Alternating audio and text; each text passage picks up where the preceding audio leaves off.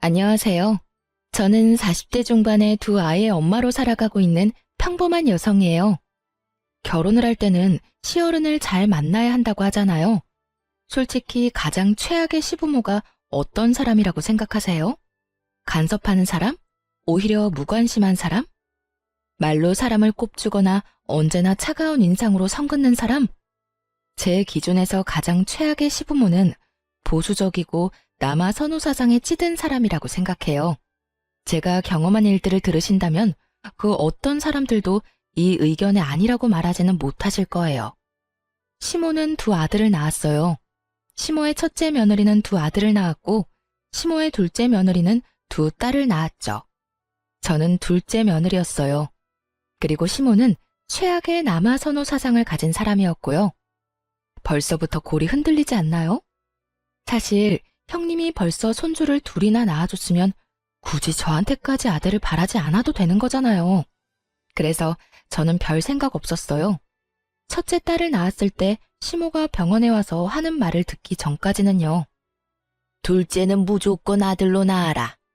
나는 내 아들 제사도 못 지내도록 만들고 싶지 않다. 둘째도 딸이면 아들 낳을 때까지 낳아야 하는 거야. 이런 이야기 듣는데 소름이 쫙 돋더군요. 그때 무슨 생각이 들었는 줄 아세요? 제가 애 낳는 기계가 될지도 모른다는 끔찍한 생각이 들었어요. 잘못하면 진짜 사내 아이 낳을 때까지 애만 낳다가 인생 쪽날 것 같아서 시모에게 말했어요. 어머님, 형님이 아들을 둘이나 낳았는데 뭐가 걱정이세요? 그리고 요즘에는 맞벌이 안 하면 생활이 유지가 안 돼서 애를 많이 낳지도 못해요. 그거 다 핑계야. 옛날에는 너희보다 못 살아도 6남매, 7남매 잘만 낳았다. 그러니 너도 쓰잘데기 없이 푼돈 벌겠다고 애쓰지 말고 아들 낳을 생각만 해. 그래야 집안이 평안한 법이다. 말이 안 통해서 그냥 더 이상 그에 대한 말을 안 하기로 제 마음속으로 결정을 했어요. 그리고 무슨 일이 있어도 딱 둘째까지만 낳고 더 이상 애는 안 낳겠다고 다짐했죠. 그런데 둘째가 또 딸인 것을 알았을 때 시모의 모습은 거의 악마에 가까웠어요. 딸만 낳는 며느리 지금 당장 내쳐도 모자라. 도대체 아들 하나 못 낳고 뭐 하는 거야? 지금 아무짝에도 쓸모없는 딸년 둘 낳아놓고 미역국이 목구멍으로 넘어가. 너 앞으로 나한테 대접받을 생각하지도 말어. 아들도 못 낳는 며느리한테 잘해줄 생각 없으니까. 아니, 처음부터 대접받을 생각도 없었고 결혼했을 때부터 꾸준히 대접받은 적도 없었거든요. 근데 저런 말을 하니 저도 기분이 안 좋았죠. 친정에서 몸조리를 하고 집에 와서야 시모 말이 무슨 뜻인지를 깨닫게 됐죠. 대접을 받지 않게 하겠다는 말은 앞으로 열심히 부려먹을 거라는 이야기였다는 걸요. 시댁에서 해야 할 모든 잡일에 형님은 제외되고 저만 일을 해야 했어요. 당시 저는 병원에서 일하는 물리치료사라 평일에는 시간을 뺄 수 없었음에도 시모는 퇴근 시간에 귀신같이 전화해서 시댁으로 오라고 닥달을 했어요. 그렇게 시댁을 방문하면 제게 남은 건 잡일들 뿐. 저녁밥도 못 먹고 일하는 건 정말 서러움을 넘어선 분노를 일으키는 일이었죠. 몇 번 당하고 나니 저도 요령이 생겨서 친정 핑계, 남편, 애 핑계 대면서 시댁에 안 가려고 필사적으로 피했죠. 그러다가 결혼 6년 차 김장철에 급기야 일은 벌어지고야 말았어요. 시모는 배추를 40kg를 준비했더라고요. 솔직히 맛도 없어서 가져가도 잘 먹지도 않는 김치, 그렇게 적은 양만 하시라 말해도 꼭 사람 생고생시키는 걸 보고 싶은지 양을 늘리더니 결국 이번에는 엄청난 양을 하게 된 거죠. 16포기쯤 되니까 배추를 절이는 것도 일이더군요. 빨간 대야에 소금물을 받아넣고 배추를 절이고 그걸 베란다로 옮기려는데 글쎄 그 무거운 걸 들고 있는 상태에서 발을 삐끗해버린 거예요. 우당탕탕 들고 있던 절인 배추들은 떨어져 내렸지만 저는 거기에 신경 쓸 정신이 하나도 없었어요. 잘못 디딘 발목이 너무 아팠거든요. 근데 정말 서럽고 짜증나는 건 시모가 이 상황에서도 저한테 괜찮냐는 한마디 말도 없었다는 사실이었어요. 야, 배추를 바닥에 패대기 치면 어떡해? 네 입으로 들어갈 거 아니라고 이렇게 막 다루는 거야? 그리고 소금을 다 띄었잖아. 나중에 가전이랑 가구랑 녹슬면 네가 다 책임질 거야. 깨끗하게 해놓고 가. 사람이 다쳤으면, 그것도 자기 집 김장을 하다 다쳤으면 따뜻한 말 한마디 해줘야 하는 게 정상 아닌가요? 일단 자리에서 일어섰어요. 그리고 시모한테 말했죠. 어머님, 발 삔 것 같은데 조금 이따가 해도 될까요? 발목을 접질른 것 같은데 상태가 좀 안 좋아서. 제가 병원에서 일하는 물리치료사인데 제 발목 잘못된 거 아닌지 모를 리가 없죠. 그렇지만 너무 급성이라 발목에 티가 안 나더라고요. 최소 염좌, 까딱 잘못하면 금까지 갔을지도 모른다는 생각을 하고 있는데 시모가 제 말에 버럭 고함을 지르더군요. 너 엄살 떠는 거야? 아니면 설마 일하기 싫어서 일부러 넘어진 거 아니냐? 이것 봐. 요새 젊은 것들은 이래서 안 돼요. 한 것도 없이 요령만 피우고 당장 바닥에 있는 것들 안 치워? 바닥은 시모 말 맞다나 엉망진창이었고 그걸 저렇게 만든 제 책임도 있었으니 이를 악물고 바닥을 치웠어요. 그렇지만 더 이상 일을 할 기력도 의욕도 없었죠. 그런데 엎드려 있는데도 발목은 욱신욱신 미치도록 아파왔어요. 바닥을 걸레로 닦고 배추를 주워 담는 동안 무릎을 바닥에 대고 발목을 쫙 편 상태로 무릎으로 기어다니며 일을 한 터라 더 안 좋았어요. 장승처럼 서서 저를 내려다보며 제가 그걸 치울 때까지 손 하나 거들지 않는 시모를 무시하고 저는 그 자리에 털썩 앉아 바지를 걷어 올렸어요. 다치고 나서 30분은 넘게 지난 상황이었거든요. 상황이 생각보다 엄청 심각했어요. 발목 관절이 보이지 않을 만큼 부어오른 발목은 둘째치고 복숭아뼈를 타고 위로 올라와 종아리까지 새까맣게 멍이 들어 있었거든요. 게다가 만져보았을 때는 엄청난 열까지. 발가락 움직이는 것도 잘 안 되는 걸 보니 뭔가 크게 문제가 생긴 게 틀림없어 보였죠. 제 발목을 보고도 시모는 코웃음 치더군요. 발 삐었나 보네. 그 정도는 하루 쉬고 나면 가라앉으니까 오늘은 할 일 다 끝내놓고 가. 할 일이란 건 배추를 절이는 일일 거고 그건 아직 절반도 넘게 남아 있었어요. 저는 시모 말을 무시하고 폰을 열었죠. 네, 제가 발목을 접질렀는데 지금 열도 나고 꼼짝도 못할 정도로 아파서요. 네, 도와줄 사람도 없고요. 오른쪽 발목이라 제가 직접 차를 몰 수도 없어서 구급차를 좀 보내줬으면 좋겠어요. 지금 열이 발목뿐만이 아니라 몸에도 나고 있어서. 제가 전화한 곳은 119 구급센터였어요. 저 스스로 차를 운전할 수도 없고 저를 데려다 줄 생각도 없는 시모를 두고 선택할 수 있는 방법은 많지 않았어요. 게다가 시댁은 도시 외곽에 있었기에 택시도 잘 다니지 않던 곳이었거든요. 야, 너 꾀병이면서 구급차까지 불렀어? 일하기 싫어서 이렇게까지 하는 거야?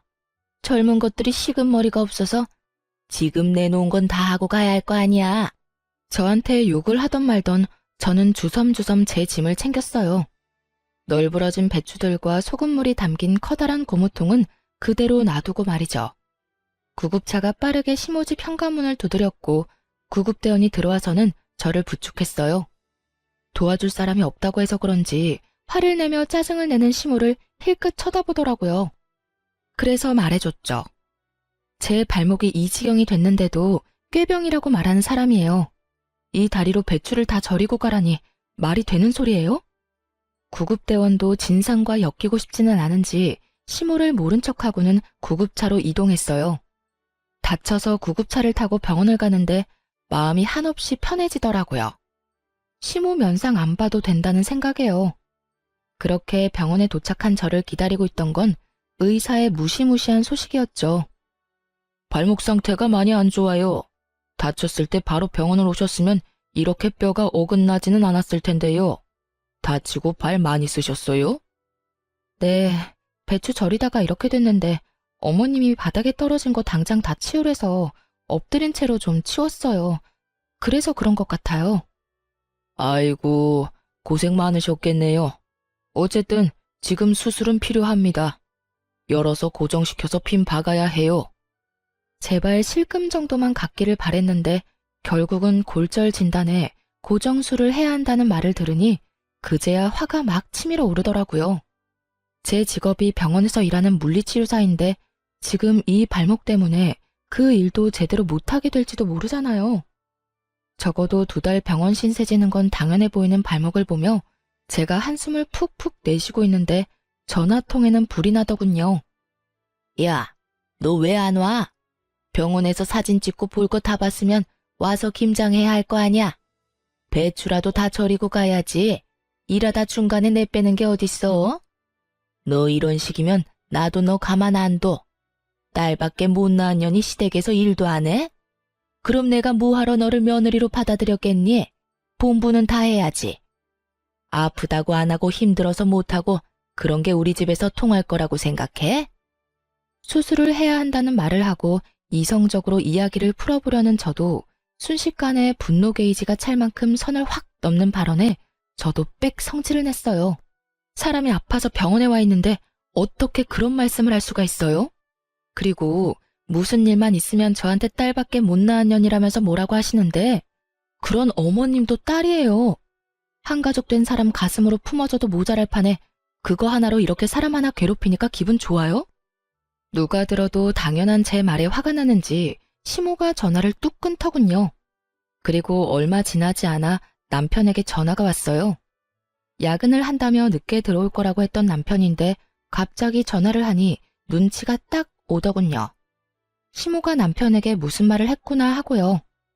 전화를 받으니 남편의 고성이 날아오더군요. 저희 남편은 다 좋았는데 이거 하나가 단점이었거든요. 평상시에는 무슨 일이 있어도 무덤덤한 사람이 시모가 무슨 말만 하면 앞뒤 안 가리고 저한테 성질부터 내고 보는 거요. 시모가 얼마나 아들을 아꼈으면 시모 말이라면 똥으로 매주를 쓴데도 믿을 사람으로 큰 거예요. 야, 너 집 난장판으로 해놓고 갔다는 거 사실이야? 엄마가 전화 와서 나한테 하소연을 다 하더라. 도대체 무슨 생각으로 그런 짓을 한 건데? 아, 일도 바빠 죽겠는데 좀 잘하자. 엄마 비위 맞추는 것도 며느리 할 일이잖아. 야, 내가 그 비위 맞춰주다가 발목 수술까지 하게 됐는데 무슨 헛소리야. 너 나한테 그딴 거 시키려고 결혼하자고 했어? 아니면 딸 둘 낳고 나니까 너도 내가 하찮아 보여? 내가 너희 집 하녀냐고. 친놈이? 아, 바락바락 화를 내는데 발목이 엄청 쑤셔오더라고요. 흥분하니까 통증이 더 심해지는 것 같아서 저는 옆에 서 있는 간호사를 잠깐 불렀어요. 그리고 제 전화기를 넘겨주며 간호사에게 부탁했어요. 이 전화가 제 남편인데 지금 제 상황을 좀 설명해 주시면 안 될까요? 제가 화를 내니까 발이 너무 아파서. 제 부탁에 간호사가 살신성인의 자세로 제 전화를 받아 사실만 딱딱 알려주더군요. 네, 환자분 발목은 완전히 부러져서 어긋나셨어요. 금식하고 내일 수술을 하셔야 해요. 핀 박는 수술이라서 시간은 좀 걸릴 수 있고요. 최소 2달은 조심하셔야 하고 박아놓은 핀을 뺄 때까지는 안에 핀 받고 생활하셔야 하고요. 구구절절 간호사가 설명을 해주고는 제게 전화기를 주더군요. 남편이 뭐라 말하려는데 저는 전화를 끊었어요. 그러자 야근을 접고 응급실로 달려왔더라고요. 이게 다 무슨 일이야? 엄마는 당신 다쳤다는 말 없었는데. 당신한테는 어머님 말이 법이야? 어머님한테 무슨 짓 했냐고 묻고 네 눈으로 똑바로 봐 내가 어떤 꼴인지. 이런 꼴인데도 나한테 김장이나 하라고 난린데 당신이 나한테 위로도 못할 망정 어머님하고 같이 붙어서 나란히 내 욕을 해? 누가 봐도 심각한 제 다리에 남편이 꿀먹은 벙어리가 되더군요. 괜찮냐는 말 한마디가 나올 수나 있었겠어요? 염치라는 게 있는 놈이면 아무 말도 못하는 게 정상이지. 그런데 남편이 제 눈치만 보는 동안 시모에게 또 전화가 오더군요. 저는 제가 받지 않고 남편에게 넘겼어요. 왜 나한테 줘? 그 전화 내용을 들어보면 내가 왜 주는지 알 거야. 잔말 말고 전화나 받아. 네. 전화를 받았는데 시모 목소리가 수화기를 뚫고 제 귀에까지 오더군요. 야, 우리 아들한테 일렀으니까 너 꾀병 부리지 말고 어서 집에 와. 일하기 싫다고 다친 척하는 게 말이 돼? 버러지도 그런 짓 안 해. 네가 눈에 뵈는 게 없어서 지금 배짱 부리나 본데? 어머니, 와이프 지금 다리 다쳐서 꼼짝달싹도 못해요. 아픈 사람한테 전화해서 이게 무슨 행동이세요? 제가 여태껏 어머니 편 많이 들어드렸지만 아픈 사람한테 이러시면 안 되죠. 제발 앞으로 자중하세요, 제발. 잘 모르시면 가만히나 계시라고요. 저한테 전화해서 고자질하지 마시고. 남편이 시모에게 소리를 치자 시모도 당황한 눈치였어요. 하긴 발목이 박살이 난 마누라 앞에서 지 어머니 편드는 놈이면 당장이라도 이혼을 했겠죠. 그렇게 저는 그 다음날 금식 후 수술에 들어가게 됐고 8주 동안 입원을 해야 했어요. 그리고 제가 정말로 수술에 들어가야 한 것을 알게 된 시모가 혼자 김장을 하려는 게 엄두가 안 났는지 그간 한 번도 부르지 않았던 첫째 며느리에게 전화를 했더라고요. 그런데 그 첫째 형님이 바쁘다며 시모의 부탁을 거절했다더라고요. 결국 아끼고 아끼던 첫째 며느리와 싸운 시모는 혼자서 김장 40kg를 했답니다. 시부가 도대체 무슨 정신으로 그 많은 양을 며느리한테 시키려고 했냐고 정신 사나우니 빨리 눈앞에서 치우라고 호통치는 바람에 결국 시모가 혼자서 김장을 다 했다고 하더군요. 그 이야기 듣는데 속이 얼마나 시원한지. 저를 괴롭히려는 의도였는지는 알 수 없지만 시모만 고생하게 됐으니 사람 일은 한 치 앞도 알 수가 없는 거더라고요. 2달 동안 일을 쉬어야 했지만 시모가 곤란해졌다는 것만으로도 10년 묵은 채증이 다 내려가는 것 같은 개운함이 있었어요. 그 뒤로 시모가 저를 괴롭힐 때마다 발목 이야기를 했더니 더 이상 저를 그만큼 괴롭히지는 않았어요. 그리고 저도 뭐가 좋다고 괴롭히고 차별하는 시모와 같이 있고 싶겠어요? 그래서 시댁과는 대면대면하게 살았죠. 다행인 건 남편은 그런 일에 별로 신경을 안 쓰더라고요. 그런데 완전히 인연을 끊을 수는 없더라고요. 가끔씩 타이밍이 안 좋아서 애들을 맡길 일이 생겼거든요. 결혼 15년 차에 남편이 허벅지와 엉덩이 통증으로 병원을 방문했어요. 그런데 대퇴골두 무혈성 괴사라는 이상한 병으로 수술을 해야 한다는 이야기를 들었거든요. 놔두면 뼈가 녹아서 걷지 못한다는 이야기에 겁이 나서 남편 수술을 위해 저도 병간호를 하기로 했어요. 보통 제가 애들을 볼 수 없을 때는 친정의 아이들을 맡기는데 하필이면 친정에 일이 있어서 아이들을 맡길 수 없는 상황이었어요. 친언니에게 부탁을 하니 학교 어린이집 마치고 자기 전까지는 언니가 봐줄 수 있다고 하더군요. 하지만 언니네 집은 시부모와 합가해서 살고 있으니 잠을 재워주는 건 좀 그렇다고 하더라고요. 아무래도 눈치가 보일 수밖에 없는 것 같았어요. 그러다 보니 저녁부터 아침까지 봐줄 사람을 찾는 게 쉽진 않더군요. 그래서 어쩔 수 없이 시모에게 전화를 했죠. 어머님, 남편 수술하고 혼자 목발 짚을 수 있을 때까지만 우리 애들 저녁 9시부터 아침 8시까지만 봐주실 수 있으세요?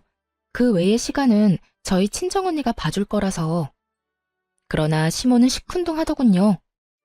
네 애들을 내가 왜 봐? 귀한 아들도 아니고 딸년들을 둘이나 나더러 보라고? 싫어. 다른 사람한테 물어봐. 결국 이야기는 더 이어지지도 못하고 끊어졌죠. 저는 남편에게 부탁했어요. 다른데 아무리 찾아봐도 맡길 곳 없으니 그래도 혈육이라면 봐주지 않을까 하고요. 남편이 시모에게 전화해 부탁하자 그제야 어렵사리 봐주겠다고 하더군요. 걱정되는 마음에 남편에게 한마디 덧붙여 보냈어요. 그냥 애들 아침밥만 주고 저녁에 잠만 재워주면 된다고요. 다른 거 다 제 언니가 해줄 거라고. 그렇게 일주일 동안 애들이 시모와 제 언니 집을 왔다 갔다 하며 생활하게 됐어요. 걱정이 안 되는 건 아니었지만 언니가 애들을 잘 봐줄 거라고 생각하고 저도 남편 병간호를 했어요. 그런데 애들을 시모와 언니에게 맡긴 지 4일째 되는 날, 친정언니가 전화를 했어요. 김서방 간병하느라 바쁘지? 다른 게 아니라 내가 이런 말 하기는 좀 조심스럽기는 한데 아무리 생각해도 아닌 것 같아서 연락했어. 조심스럽게 말하는 언니 때문에 저도 덩달아 조심스럽게 물었죠. 무슨 일 때문에 그래? 애들 때문에 많이 힘들어? 아님 혹시 무슨 일이라도 생겼어? 애들을 못 봐준다는 말을 할까봐 전전긍긍하는 제게 언니가 던진 말은 충격에 가까운 고발이었어요. 너희 애들 지금 4일째 아침밥도 못 먹었대. 게다가 저녁에도 할머니가 청소며 빨래며 온통 일만 시키느라 숙제도 못하고 올 때마다 애들이 걸신 들린 것처럼 먹어. 너희 시어머니 문제 있는 거 아니야? 뭐? 아침밥을 안 먹었다고? 꼴랑 11, 7살밖에 되지 않는 아이들이었어요. 영양을 충분히 섭취해야 할 시기에 아침밥을 안 먹였다는 이야기에 충격을 받은 제가 되물었죠. 그래, 애들이 저녁마다 너네 시댁에 가기 싫어서 울음바다야. 어린애들한테 자기가 어지럽힌 거 치우게 하는 것까지는 나도 이해해. 하지만 애들한테 할 말 못할 말까지 다 하는 건 좀 아니지 않니? 첫째는 이제 말도 다 알아듣고 분위기도 다 읽을 줄 아는데 들어보니까 거기 맡겨서 될 일이 아니야. 아니, 애한테 너는 딸이라서 쓸모없다는 말을 왜 하신 거야? 그러면서 너희 엄마가 너희 버리고 갈 거라는 말도 안 되는 말까지 하지 않나? 진짜 문제 있는 거 아니니? 그 이야기를 듣는데 속안에서 천불이 나는 기분이 들었어요. 제가 원한 건 잠자리와 아침 식사뿐이었는데 시모는 그 시간 내내 애들을 괴롭히고 밥도 안 먹인 데다가 엄마 욕, 애들이 듣지 않아도 될 말들까지 생각 없이 짓거린 거예요. 조용한 제가 얼마나 화났는지 눈치챈 언니가 슬쩍 저한테 그러더라고요. 나도 눈치는 좀 보이는데 거기보다는 여기가 훨씬 괜찮은 것 같으니까 남은 며칠간은 우리 집에서 재우고 학교 보내고 할게. 예, 너희 그거 어떻게 좀 해야 한다. 딸들은 빨라. 상처도 얼마나 잘 받는데. 그런 이야기 들으면 얼마나 서럽겠니? 그것도 친할머니인데 진짜 너무하잖아. 애들 불쌍해서 진짜. 그 이야기를 듣는데 부들부들 떨리더라고요. 아무리 손녀딸 싫다고 말했어도 재우고 아침밥 먹이는 정도는 해줄 거라고 생각했어요. 핏줄이니까. 언니 전화를 끊고 나와서 시모에게 전화를 했어요. 어머님, 혹시 애들 아침밥 내내 굶겨서 보내셨어요? 누가 그래? 첫째 그게 그러든? 그놈의 계집애 입도 싸지. 제 엄마 닮아서 야가 빠졌네. 며칠 밥 안 먹는다고 안 죽는다. 그리고 일찍 못 일어난 걔들 탓이지 내 탓이냐? 애들을 어떻게 교육하길래 늦잠을 자도록 만들어? 애들이 늦잠 자는 게 뭐가 그렇게 화가 나실 일이에요. 깨워서 밥 먹이면 되죠. 제가 애들 하루 종일 봐달라고 한 것도 아니고 아침밥 먹여서 학교만 보내달라는 게 그렇게 어려우셨어요? 정말 너무하시는 거 아니냐고요. 그러면 네 새끼 네가 키워야지 왜 나한테 맡겨? 네가 뭘 잘했다고 지금 나한테 큰 소리를 쳐? 남편 병수발 든다고 지금 나한테 생색 내려나 본데 그건 당연한 일이야. 병수발 들면서 애들 보는 것도 당연히 네가 해야 할 일이고 어디서 배워먹지도 못한 것이 소리만 요란하지. 시모와 이대로 이야기하다가는 진짜 할 말 못할 말 다 할 것 같아서 남편에게 이야기하려고 전화는 일단 끊었어요. 그리고 남편에게 말했죠. 여보, 어머님 너무하신 거 아니야? 애들 밥도 안 먹이고 학교 보내셨대. 어떻게 그러실 수가 있어. 형님네 아들이었어 봐. 고기 반찬에 원하는 거 다 해주면서 먹여주셨을걸? 당신이 어머님한테 이야기 좀 해봐. 우리 애들 불쌍하지도 않아?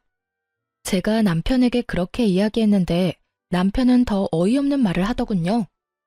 애들이 밥 좀 안 먹을 수도 있지. 그리고 잠 많은 애들 늦게 일어나면 그냥 보낼 수도 있고. 왜 이렇게 예민하게 굴어? 당신이 직접 맡긴 거면 그냥 어머니 믿고 놔둬. 당신이 애 때문에 떽떽거리니까 어머니도 기분이 안 좋으신 거잖아. 제발 조용히 좀 넘어가자, 응? 어차피 며칠만 참으면 다시 집에 데려올 건데 맡길 곳도 없는데 어쩌려고. 당신 그거 진심으로 하는 말이야? 정말로 내가 예민하다고 생각하는 거냐고. 애들이 불쌍하지도 않아? 당신도 아침밥 정도는 걸러도 된다고 생각하는 거냐고. 당신 어쩜 그렇게 냉정해? 당신도 어머님한테 옮았어? 아들이 아니라서 막 다뤄도 된다고 생각하는 거냐고. 그런 말이 아니잖아. 어차피 맡겨놓은 거 힘 빼고 놔두라는 거야. 배고프면 알아서 밥 달라고 하겠지. 그리고 한 끼 안 먹는다고 안 죽어. 태연스레 말하는 남편놈을 보며 저는 온몸에 소름이 돋는 기분이었어요. 미친놈. 그 한마디를 남편에게 던지고 저는 남편을 병실에 놔두고 시댁으로 돌아왔어요. 올 때가 아닌데 돌아온 저를 보더니 시모가 눈을 크게 뜨며 묻더군요. 네가 왜 여기 있냐? 우리 아들 간병하는 거 아니었어? 누구한테 맡기고 온 거야? 저는 그런 시모 말도 무시하며 애들 짐부터 쌌어요. 싸가지 없는 말이나 하고 애들 귀한 줄 모르는 인간 병수발 드느니 애들 보는 게 더 낫다는 생각이 들었거든요. 남편 혼자 놔두고 왔어요. 어머님이 우리 애들 그런 식으로 취급하는 줄도 모르고 제가 미친 짓을 했네요. 고양이한테 생선을 맡긴 꼴이었지. 불쌍한 내 새끼들 굶고 눈치 봐가며 할머니 집에 있는 줄 알았으면 남편 병수발이나 들고 있지 않았을 거예요. 지금이라도 알았으니 애들 데리고 갈게요. 제 말에 시모가 어이없다는 듯 저를 돌려 세우더군요. 너 지금 나한테 시위하니? 그래서 남편은 놔두고 애들 데려가겠다고? 그렇게는 못해. 내 새끼 아픈데 어딜 가려고? 저는 시모 손을 탁 내쳤어요. 네 새끼 네가 키우라면서요. 남 손에 맡기지 말라면서요. 그러면 어머님 새끼도 어머님이 키우세요. 아픈데 잠이 오겠어요? 아침밥 굶은 것만 봐도 속이 다 뒤집어지는데 남의 손에 왜 맡겨요? 어머님이 가서 씻겨주고 닦여주면서 수발이나 드세요. 나는 내 새끼들 키울 테니까. 뭐?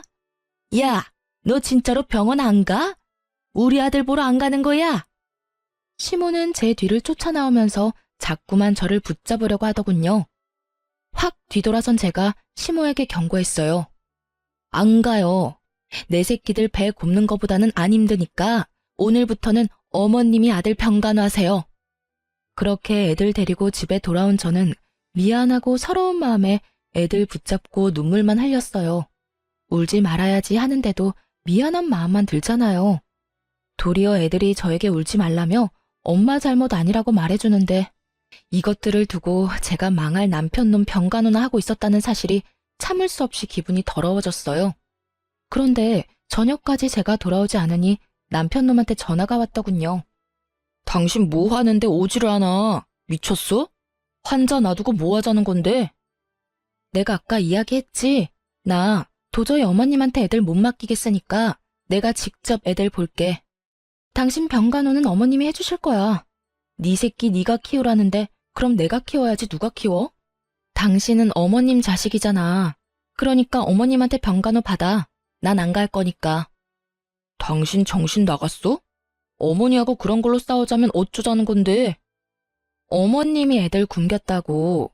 일주일 내내 굶기는 게 할머니가 손녀들한테 할 짓이야? 어머님도 나쁘지만 당신도 나빠. 애들이 굶는다는데 뭐? 너 같은 걸 남편이라고 데리고 산 내가 병신이지. 자식들 밥 굶기고 할머니한테 눈치 보게 만들면서까지 너하고 살고 싶은 생각 없어. 세상 천지에 배 터지게 먹여주는 할머니는 봤어도 애들 밥 안 주는 할머니는 처음 봐. 게다가 애들한테 무슨 말 했는지 알고는 있어? 애들한테 너희가 딸이라서 쓸모가 없단다. 너희가 딸이라서 너희 엄마가 너희 버리고 간단다. 이런 말을 했다는 것도 믿기지를 않아. 내가 왜 이런 소리 내 자식들한테 듣도록 만들어야 하냐고. 대답 좀 해봐, 이 나쁜 놈아. 뭐? 어머니가 애들한테 그런 소리를 했다고? 당신이 잘못 들었겠지. 손녀들한테 그런 소리를 했을 리가 없잖아. 물어봐, 직접. 시모가 남편 옆에 있었는지 남편이 시모에게 따지듯 묻는 소리가 들렸어요. 그랬더니 시모가 당당하게 답하더군요. 왜 그걸 나한테 따지니? 네 마누라가 딸만 낳은 게 내 탓이야? 그럼 아들을 낳았으면 될 거 아니냐? 그런 말 좀 했기로써니 뭐가 그렇게 잘못된 일이야? 나 어릴 적에는 그것보다 더한 말도 듣고 자랐어. 너 없어도 우리 집 잘만 돌아가. 첫째 며느리가 다 잘해줄 거다. 그러니 나갔으면 그냥 그대로 애새끼들 데리고 나가. 다시 이 집에 돌아올 생각 말고. 얼굴 안 보니까 속이 시원하네. 저는 시모 말에 코웃음 쳤어요. 김장하러 오라고 부탁한 것도 거절당했다면서 잘하기는. 착각은 자유지. 그리고 우리 이혼하자. 난 이런 집안에서 못 살아. 여보, 잠깐만. 남편이 뭐라 말하던지 말던지 전화 끊고 이혼 소송 시작했어요. 그런데 며칠 아들 자식 간병일 해보더니 힘들었는지 시모가 전화와서는 저더러 어이없는 말을 하더군요. 이혼 기간 중에도 네가 우리 아들 안 사람이고 내 며느리다. 그러니 네 남편 병간호하러 들어와. 어디 며느리가 시어머니한테 일을 다 맡겨놔? 이혼하기 전까지는 네가 이 일 다 해야 하는 거야. 갑자기 전화와서 무슨 말도 안 되는 소리 하세요. 남남 되려고 이혼 소송하는 중이잖아요. 그리고 전 제 새끼 키우느라 바쁘니까 어머님은 어머님 아들 잘 키우세요. 저번에 저한테 그렇게 말씀하셨죠? 자기가 꺼낸 말 정도는 지켜주시죠. 전화해놓고 본전도 못 찾은 시모는 씩씩거리며 저한테 따지더라고요. 너 정말 이렇게까지 해야겠어? 네 딸들한테 고작 그딴 말 했다고 나한테 이러는 거면 너 실수하는 거야. 시어머니가 딸보다 아들 더 원할 수도 있지. 어디서 속 좁게 이런 식으로 사람을 골탕 먹이려고 들어? 그러니까요. 앞으로도 평생 그렇게 사실 거죠? 그러니까 이혼하는 거라고요. 저는 그런 곳에서 내 새끼 키우면서 못 살아요. 억만금을 줘도 그런 곳에서 살고 싶지 않은데 볼 것도 없는 집안 뭐하러 듣기 싫은 소리 들어가며 살아요? 이참에 우리 헤어지고 각자 갈 길 가요. 이런 식으로 연락하지도 마시고요. 그리고 저번에 저한테 뭐라고 하셨죠? 첫째 며느리가 잘해줄 거라고 하셨죠? 그러니까 저한테 전화하지 말고 손자들 둘이나 낳아준 첫째 며느리한테 전화하세요. 시모는 여전히 당당하더군요. 그래도 자기 힘드니까 금방 연락 오는 거 보세요. 아주 저를 식모처럼 생각하고 있는 게 눈에 다 보이더라고요. 언제는 첫째 며느리가 다 해줄 것처럼 자신만만하더니 이제 와서 꼬리 말고 저를 찾는 꼴이 너무 웃겼어요. 그렇게 이혼은 저에게 좀 더 유리하게 해결됐어요.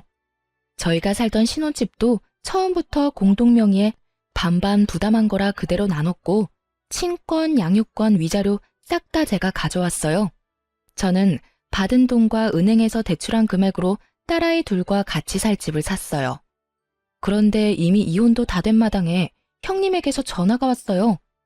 결혼 기간 동안 얄미운 사람이기도 했고 항상 저한테 일 시키고 본인은 몰래 빠져나가던 사람이라 좋게 볼 수는 없는 사람이었어요. 동서, 잘 지내? 아휴, 나 동서네가 이혼하고 나서부터 어머님한테 끌려다니느라 힘들어 죽겠어. 이혼하니까 많이 편하지? 어쩐 일로 전화하셨어요? 동서는 도련님이랑 다시 잘해볼 생각은 아예 없어? 이제 막 이혼한 사람에게 이런 걸 물어보는 형님에게서 뭔가 머뭇거리는 느낌이 들었어요. 왜 그런 걸 물어보세요? 이혼한 동서한테 이런 말 꺼내기도 민망하긴 한데 아버님이 얼마 전에 쓰러지셨거든. 그래서 어머님이 나한테 합가해서 아버님 수발을 같이 들자고 하는 거야. 근데 동서도 잘 알잖아.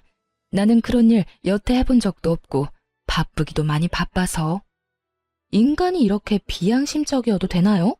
어떻게 이혼한 동서에게 시부 수발을 들기 위해 이혼을 다시 생각해보라는 말을 할 수가 있는지 이해가 전혀 안 갔어요. 죄송한데 저는 생각 없어요. 싫어서 이혼한 거고 이혼 서류에 잉크도 아직 덜 말랐어요. 그리고 무엇보다 그 집안 저는 두 번 다시 가고 싶지 않아요. 형님은 아들을 둘이나 낳아서 여태껏 시어머니 등살에서 잘 피해 다니셨죠? 저는 그 잔소리, 악담 모두 맨몸으로 다 받았어요. 그쪽으로는 머리도 두고 싶지 않은 게 제 마음이에요. 시아버지 그렇게 되신 건 안타깝지만 그건 이제 가족들이 상의해야 할 문제지 생판 남인 저한테 이야기해서 될 건 아니라고 생각해요. 차갑고 냉정하게 딱 잘라 말하고 나니 형님도 당황했는지 급하게 전화를 끊었어요. 그리고 나중에야 그 집안 소식을 들을 수 있었어요. 정말 웃겼던 게 그렇게 믿고 의지하려던 첫째 며느리는 시모 요구에 거절한 것도 모자라 아주버님을 들들 볶았던 모양이에요. 아주버님이 시모를 찾아와서는 시모에게 미쳤냐고 진짜 노망난 거 아니냐고 악담을 퍼부었답니다.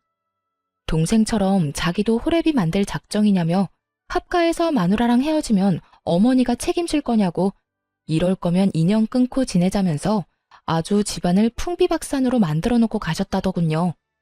그 와중에 전 남편은 시모 간병을 받아 무사히 퇴원했으면서 집에 오자마자 짐 다 챙겨서 아픈 시부와 시모 놔두고 그대로 집을 나갔다고 하더라고요.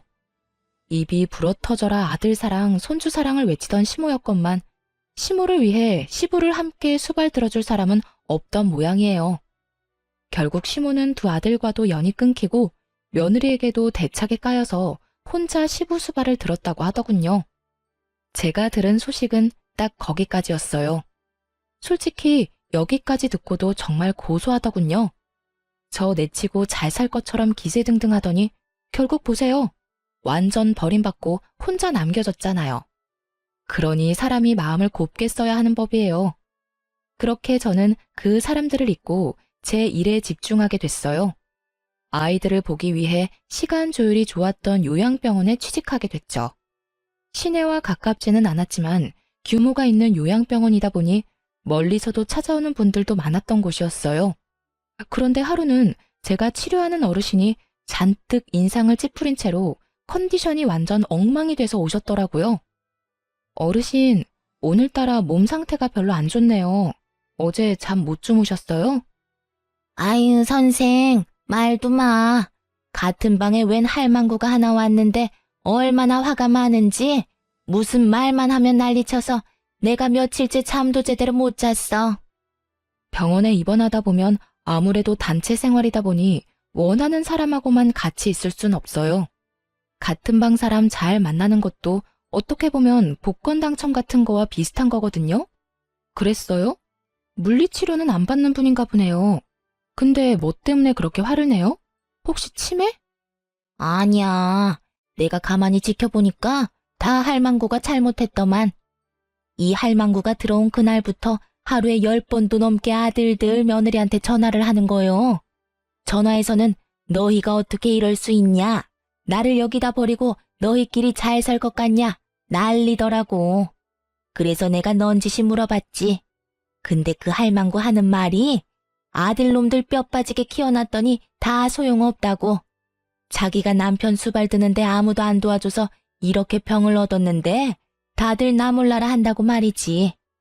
엄마를 애물단지 취급하면서 연락도 먼저 안 하고 연락하면 그렇게 귀찮은 티를 낸다면서 고함을 지르더라고. 어머나, 그랬어요? 제가 보기에는 어르신 따님들이 자주 면회 오시니까 그것 때문에 더 비교돼서 그런 것 같은데요.